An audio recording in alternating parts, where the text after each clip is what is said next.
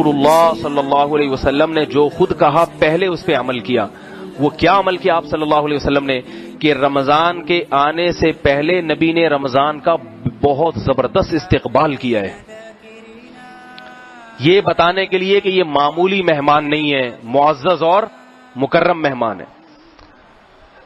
استقبال کیا ہے. کیسے؟ ہم استقبال کر لیں گے رمضان مبارک کے میسج چلا کے، ممکن ہے تھوڑے دنوں کے بعد ہم بھی جھنڈیاں ونڈیاں لگانا شروع کر دیں، رمضان آ رہا ہے اور تمبو ومبو لائٹیں وائٹیں اور وغیرہ وغیرہ. لیکن نبی کا یہ استقبال نہیں تھا. نبی رمضان کا استقبال کیسے کرتے تھے؟ رمضان میں کا جو سب سے بڑا وصف کیا ہے؟ روزے. رمضان میں روزے فرض ہے نا، تو نبی شعبان سے ہی روزے رکھنا شروع کر دیتے تھے. نبی کیا کرتے تھے؟ جتنے روزے آپ صلی اللہ علیہ وسلم شعبان کے مہینے میں رکھتے تھے، اتنے روزے کسی اور سال میں کسی اور مہینے نہیں رکھتے تھے. یہ استقبال ہے. سمجھ رہے ہو بات کو؟ تاکہ اپنے آپ کو اس کے لیے پہلے سے تیار کر لیں. ہم نہیں رکھتے شعبان میں روزے، اور یہ نبی کی شفقت کہ امت خود کیا کیا آپ صلی اللہ علیہ وسلم نے شعبان کے روزے رکھے کثرت سے، مگر امت کو کہا کہ نصف شعبان کے بعد روزے مت رکھو. کیوں؟ اس لیے کہ 15 شعبان کے بعد اگر روزے رکھو گے کمزور نہ ہو جاؤ، رمضان کی طاقت کہیں ختم نہ ہو جائے. خود رکھیں، امت پہ شفقت کی. تو پتہ یہ چلا کہ 15 شعبان تک امت کو حکم ہے جتنے زیادہ روزے رکھ سکے، اور جو طاقتور ہے صحت مند ہے وہ 15 کے بعد بھی رکھے. مگر ہمارے ہاں کا نہ طاقتور رکھ رہا ہے نہ کمزور رکھے. وہ رمضان میں نہیں رکھتا، ادھر پہلے کیا رکھے گا وہ؟ استقبال کا یہ مطلب ہے. دوسری بات، رمضان کی دوسری بڑی عبادت کیا ہے؟ پہلی عبادت جو رمضان کی سب سے بڑی ہے وہ روزہ ہے. دوسری کیا ہے بتائیے؟ تراویح. تراویح میں قرآن کی تلاوت ہوتی ہے.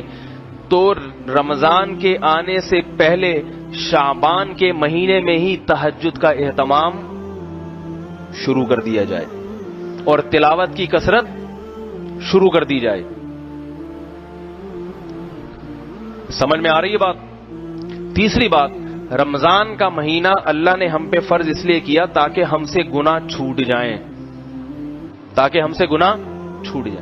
تو شعبان میں ہی گناہوں سے اجتناب کرنا شروع کر دیا جائے تاکہ رمضان تک پہنچتے پہنچتے سارے گناہ چھوٹ جائیں. جو جس برائی میں مبتلا ہے شعبان ہی سے اس برائی کو چھوڑنے کی کوشش شروع کر دے. سمجھ میں آ رہی ہے بات؟ یہ 3 کام کرنے کس مہینے میں؟ بولو بھائی. شعبان میں. ایک، روزے رکھنے ہیں نفلی. نمبر 2، رات کو تہجد کی تھوڑی سی ہمت کرنی ہے. اور نمبر 3، گناہوں سے بچنے کی. گناہ کسے کہتے ہیں؟ بد نظری ہے. آج کل انٹرنیٹ پر بہت بیہودہ چیزیں دیکھی جا رہی ہیں. جوان آدمی اپنے آپ کو ان چیزوں سے بچانے کی کوشش کرے. ماں باپ کی نافرمانی بہت ہو رہی ہے گھروں میں، باپ کا احترام ہی نکل گیا ہے. ماں کا تو پھر بھی تھوڑا سا کر لیتے ہیں کیونکہ ماں جو ہے نا آگے سے وہ بیچاری کمزور ہوتی ہے، ڈرتی ہے اولاد کے سامنے. باپ چونکہ جواب دیتا ہے تو پھر یہ آگے سے ڈبل بھر کے اس کو جواب دیتے ہیں. اس لیے باپ کا احترام ذرا مشکل ہوتا ہے کیونکہ باپ سنا دیتا ہے کھری کھری، تو آپ میں برداشت ہے نہیں، آپ اس سے زیادہ کھری کھری سنا دیں گے اس کو. تو ابھی سے کنٹرول کریں. یہ یقین کر لیں کہ یہ میرا باپ ہے، اس کی پیشانی پر اگر میں نے محبت کی نگاہ ڈالی 1 حج اور عمرے کا ثواب ملے گا. نفرت کی نہیں، محبت کی بن کے رہے. اللہ تعالی ہم سب کو نیک اولاد بننے کی توفیق عطا فرمائے اور مشفق باپ بننے کی توفیق. وما علینا الا البلاغ.